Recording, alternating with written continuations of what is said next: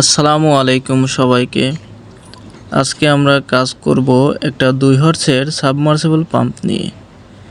এই পাম্পটা বসানো হচ্ছে মাঠের একেবারে শেষ প্রান্তে, যাতে পুরো জমিতে সমানভাবে পানি পৌঁছানো যায়।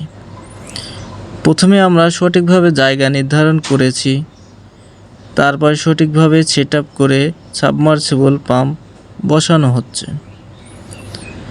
এর সাথে আমরা শক্তপোক্ত পাইপলাইন ও সঠিক ইলেকট্রিক কানেকশন নিশ্চিত করেছি, যাতে দীর্ঘদিন ভালো সার্ভিস পাওয়া যায়।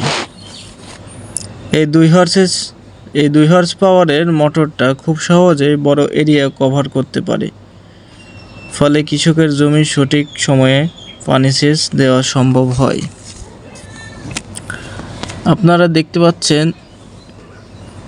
পাইপে সকেট লাগানো হচ্ছে। পাইপে সকেট লাগাচ্ছে শান্ত এবং